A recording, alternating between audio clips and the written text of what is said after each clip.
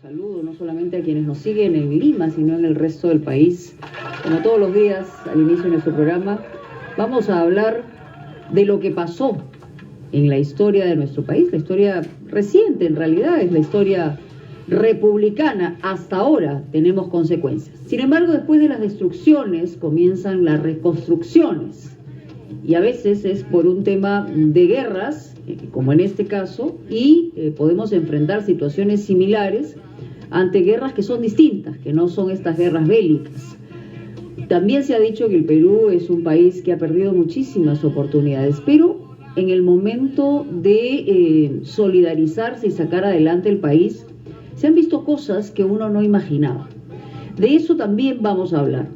Y estamos con el doctor Miguel Ángel Rodríguez Mackey, que es especialista en Derecho Internacional, para hablar de la reconstrucción nacional después de la Guerra del Pacífico. ¿Y por qué lo digo hoy en este contexto? Porque, por ejemplo, sabemos perfectamente que este boom y este gran ciclo de bonanza se ha terminado en nuestro país, la fiesta se ha acabado y la gerencia no ha sido la mejor. Entonces tenemos que enfrentarnos no a una reconstrucción, pero sí a una mirada seria. Pero expliquémonos ese momento de la historia. ¿Cómo estás? ¿Qué dices, Miguel Ángel? Mónica, encantadísimo estar nuevamente contigo en tu programa. Sí, yo creo que quizás lo primero que deberíamos hacer es, para que la gente que nos escucha y nos ve esté localizada, ubicada, es señalar el lapso de la historia que comprende lo que los historiadores conocen como la reconstrucción nacional. Todos están de acuerdo en que comienza el mismo día en que se firma el Tratado de Ancón, el 20 de octubre de 1883, las cuestas de Baquedano en Lima, y el presidente Miguel Iglesias, que había venido de dar ese famoso grito de Montán en Cajamarca, llega a Lima y firma el Tratado de Ancón. Para algunos, ¿no es cierto?, nunca debió firmarse porque Dupetit-Thouars había amenazado a la flota chilena, etc. Pero bueno, se firmó el tratado, ¿no es cierto?, por el cual perdimos para siempre Tarapacá, y en un lapso de 10 años se iba a decidir la suerte de Tacna y Arica. Correcto. ¿Qué pasó allí? ¿Qué pasó en este contexto? El Perú tuvo una sintomatología, tuvo una atmósfera en toda la sociedad nacional, Mónica, esto hay que decirlo, cargada en ese momento de un enorme pesimismo. Bueno, no era para menos, ¿no? No era para menos. Era el inicio en la idiosincrasia, en el imaginario colectivo de los peruanos, de la derrota. Y esta derrota, que nos había costado por el flagelo de la guerra, costaba salir de ella. Y entonces, el segundo militarismo, del cual habla Jorge Basadre, es el que se apropia la reconstrucción nacional. Es decir, Iglesias, que gobierna hasta el año 85, 1885, donde hay una guerra civil, y luego entra el gobierno de Cáceres, que gobierna hasta el año 1890.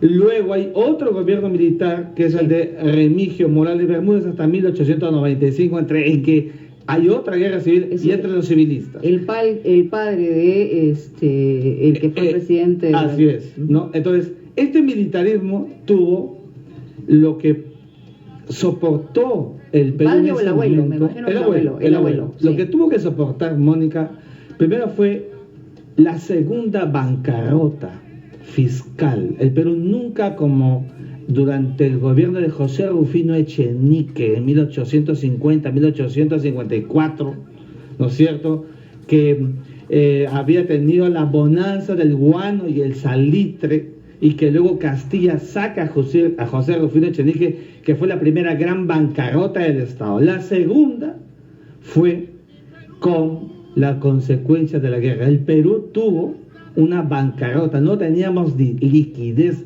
no teníamos dinero para nada, y encima una deuda, Mónica, que llegaba a los 51.000 millones de Ya. libras esterlinas. Claro, la situación era terrible, era caótica, era depresiva. Era depresiva. Ujú. Y entonces, en este contexto, evidentemente, el gobierno tiene que darle un rumbo. Y entonces nos encontramos con en el ámbito económico, con una situación que había que tomar decisiones. Ujú. ¿Y qué Y decisiones se la tomaron? gran decisión la tomó el presidente Cáceres. Ujú. Y es que se produjo, después de arduos debates en el Congreso de la República, en 1889, el 25 de octubre, la firma del famoso contrato Grace. Grace.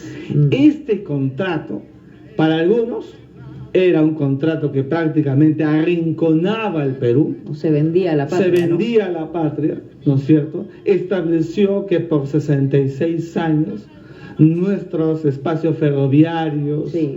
El lago Titicaca y otras, las porciones de Loreto, se entregaban en tono de concesión a esta empresa que fue la Peruvian Corporation, Claro. que es la que anotó en nombre de ellos. Entonces, sin embargo, ¿qué fue lo que hizo ese contrato? Hay que decirlo también. Nos liquidó, nos borró una deuda impagable. Y entonces, claro, el gobierno de Cáceres comenzó a tener la posibilidad de una primera oxigenación para ir revertiendo esa situación que estaba absolutamente postrada. Y a la par comenzó lo que se llamó la política de recaudación fiscal, Mónica. Esta cultura de pedirle a la gente, ¿no es cierto?, tributos personales, casi como los que en el pasado, En la época del virreinato. eran los tributos que pagaban los indígenas. Sí, claro. ¿no? Y entonces...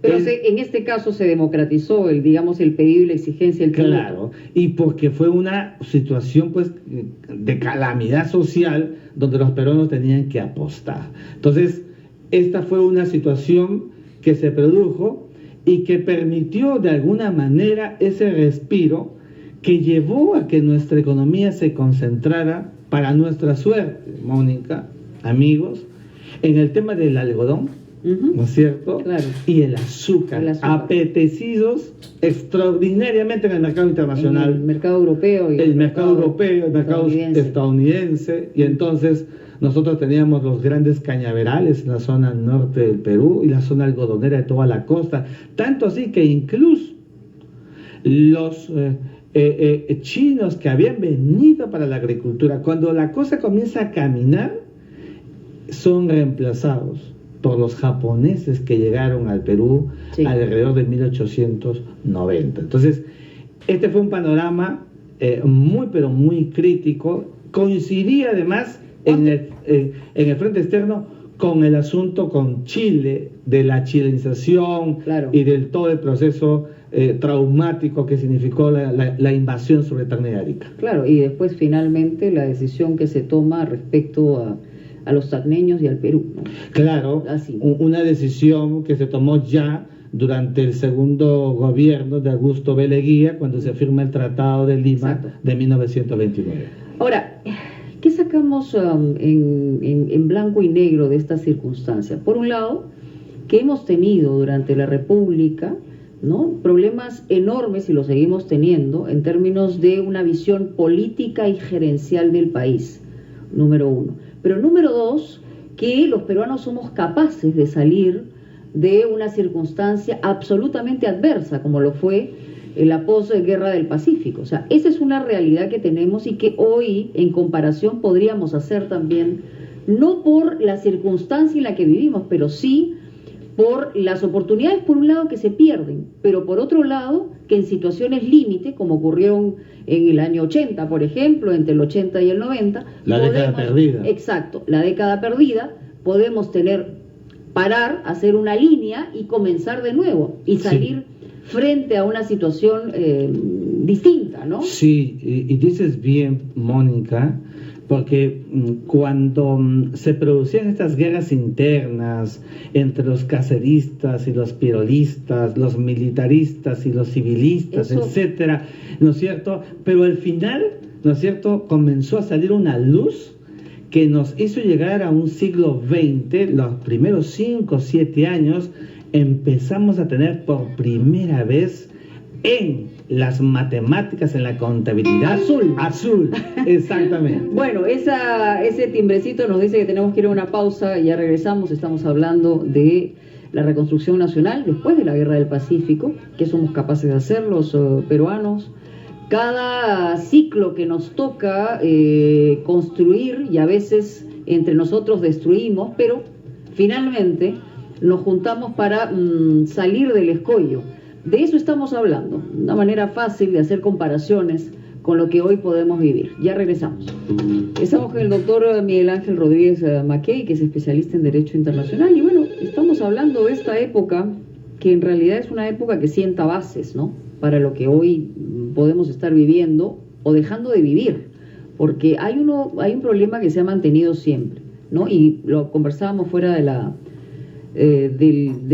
los micrófonos, y era que seguimos apostando por individuos, por hombres, y no apostamos por sistemas, por miradas, por visiones, ¿no? Sí. Ahí está nuestro grave problema también, ¿no? Mónica, ese es el gran drama nacional. Ahora, no es una exclusividad del Perú.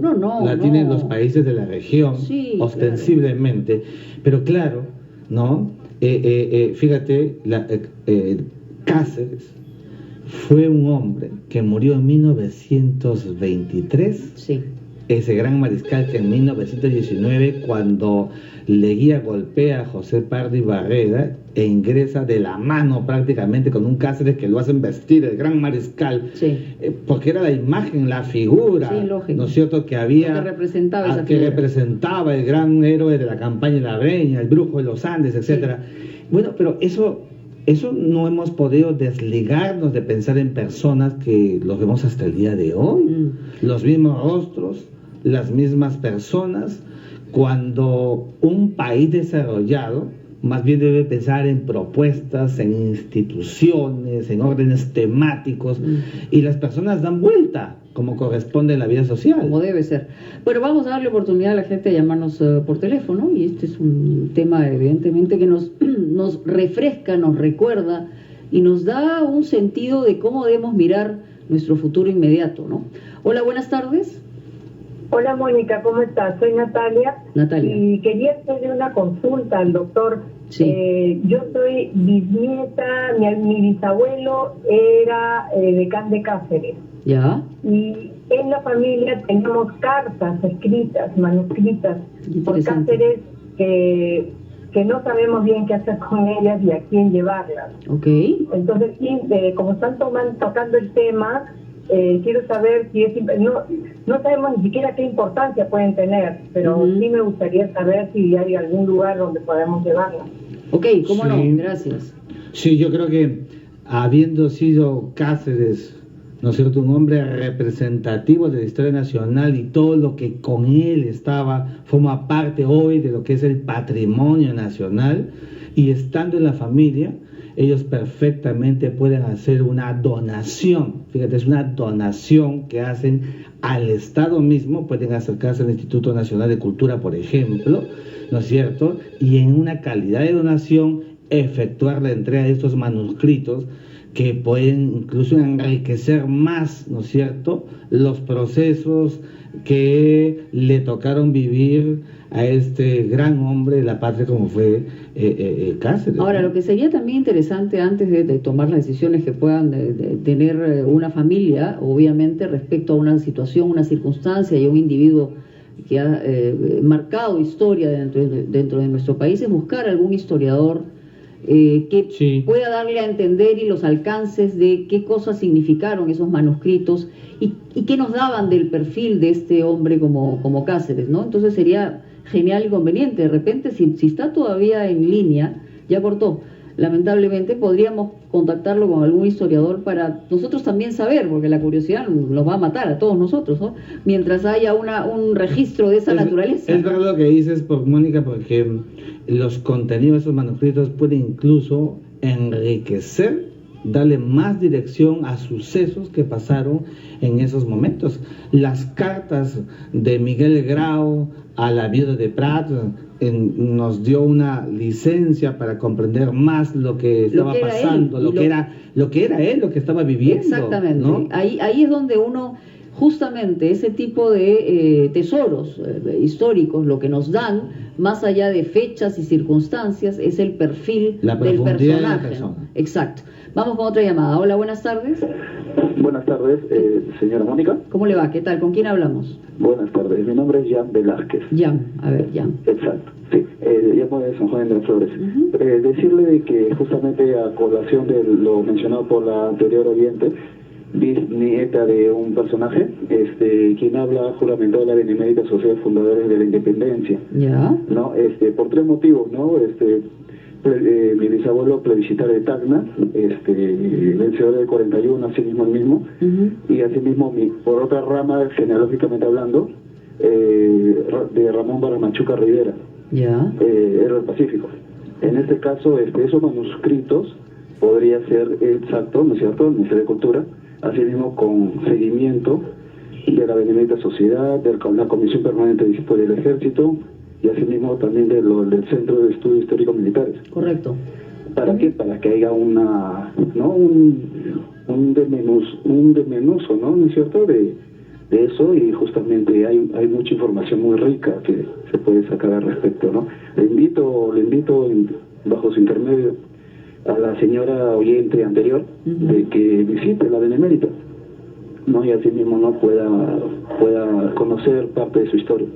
Correcto, sí, bueno, es importante porque además debe ser parte de todo un rompecabezas que da a conocer una situación y un contexto en el que se estaba viviendo, y esa curiosidad y ese interés que pueda tener familias que todavía a través de las crónicas individuales han logrado construir, pero parte de una historia y no toda esa historia, que todos los peruanos además necesitamos conocer y saber en su verdadera dimensión, porque la verdad que la historia que nos cuentan en los colegios es una historia, mutilada, es una historia sin alma, es una historia que no nos conecta con esos individuos y con esos contextos que se vivían, y eso es una cosa que nos hace falta a todos. Sí, yo creo, Mónica, contigo, que el asunto de fondo es que sucesos como los que nos tocó vivir durante la Guerra del Pacífico y el proceso de reconstrucción nacional deberían estar en el imaginario de todos los peruanos para valorar con exactitud meridiana qué fue lo que impulsó a los peruanos, ¿no es cierto?, a buscar una salida a este gran flagelo que tuvimos durante la guerra. Por ejemplo, mira, la derrota que fue cultivada y que nos ha costado muchísimo salir de ella, algunos dicen que todavía lo tenemos en la carga, la experiencia de esa derrota, nosotros acabamos de tener una victoria, que ha sido la victoria en la Corte de La Haya. Ahora, pero no se pondera en esa dimensión. No se pondera, y ahí quiero ir, es decir, aprovechar circunstancias como lo que acaba de pasar en la Corte de La Haya el 27 de enero próximo pasado, con el fallo, ¿no es cierto?, debió ser el gran momento, a mi juicio, para elevar el ego nacional versus la carga histórica de esa derrota que tuvimos con Chile. Pero empezamos mal. ¿Por qué? Porque el grupo que lo manejó fue extraordinario, hicieron un trabajo impecable, pero a la hora de finalizar esta situación, ¿en qué se quedó? En que quiso mostrarse como una victoria de un gobierno y no se mostró como una victoria de un país. Y entonces ahí hay un problema también. Entonces, Mónica, volvemos a los mismos problemas anteriores. Es el otro drama nacional, que solamente hemos tenido una cultura de gobiernos y no una cultura de Estado, una política de nación, ¿no? Aló, buenas tardes. ¿Cómo están? ¿Qué tal? Una consulta, tengo una inquietud, una curiosidad que quiero despejar. A ver. Yo me pregunto, y le preguntaría al historiador, ¿en realidad la guerra con Chile se perdió o no dejaron por intereses subalternos, por intereses de minorías, que el Perú siga luchando. Y en realidad, yo creo que la guerra no solo no se perdió, sino que no terminó. Quizá de una forma muy sofisticada, pero muy sofisticada, ha seguido, quizás siga hasta ahora, que se habla, por ejemplo, de cuerdas separadas cuando vemos lo económico y lo político. Eso es lo que me gustaría escuchar, por favor. ¿Cómo no? A ver. Sí, bueno, yo creo que hay que diferenciar, porque la guerra como tal es un acto bélico. Entonces el acto bélico culmina pues con la firma del Tratado de Ancón. Yo te decía al comienzo que, mira, Montero no quiso firmar el Tratado de Ancón, o lo que se iba a llamar en el año 81. Nicolás de Piedra entró a Lima y salió inmediatamente. Cáceres se fue a los Andes, ¿no? Francisco García Calderón, elegido por los notables de Lima, presidente provisorio, por no firmar, fue llevado preso a Santiago de Chile. Y entonces nos encontramos con una situación en donde, hay que decirlo, era una cuestión inexorable, irremediable. Teníamos que ponerle punto final, ¿no es cierto?, al acto bélico. Los chilenos habían llegado a San Juan, a Miraflores. ¿Cuántos muertos hubo durante la guerra? ¿Cuántos jóvenes, como decía Manuel González Prada? ¿Dónde están los jóvenes de Lima? Se preguntaba y él le respondía: los jóvenes de Lima yacen en los campos de San Juan y de Miraflores. Teníamos que ponerle punto final. Lo que viene luego, evidentemente con Chile, pues fue una etapa cruenta, ¿no es cierto?, en lo que se ha llamado, y que Basadre lo cuenta porque vivió la experiencia de la chilenización. Y entonces, claro, tuvimos varios momentos con un Chile que hemos recordado en la guerra del Pacífico y que algunos lo han traído al presente, pero creo que en realidad nosotros no debemos vivir pensando, ¿no es cierto?, en los sucesos negativos de la guerra. La guerra debe de servir como experiencia, ¿no es cierto?, y para no se repita la experiencia, ¿no? Y que no se repitan sucesos de esta naturaleza que a ninguno de los dos hace bien y que terminó fracturando gran parte de la relación bilateral en el siglo XX, que se pudo reconstruir con los procesos, primero en el año 29 con la firma del Tratado de Lima y luego ahora con el tema del Acuerdo de La Haya. Siempre nos queda corto el tiempo, pero en realidad, por lo menos, lo que queremos es despertar la curiosidad y poder evaluar cosas que probablemente no tengamos en el día a día. Y eso es siempre importante, y sobre todo cuando estamos muy cerca de iniciar un proceso electoral y ver en quién depositamos la confianza para que conduzcan los destinos del Perú. Eso es muy importante. Sí. Esa es la idea básica de este tema. Bueno, no hay tiempo para más. Muchísimas gracias a Miguel Ángel Rodríguez Mackey por estar con nosotros. Nosotros regresamos con un tema ya de coyuntura y distinto. Volvemos.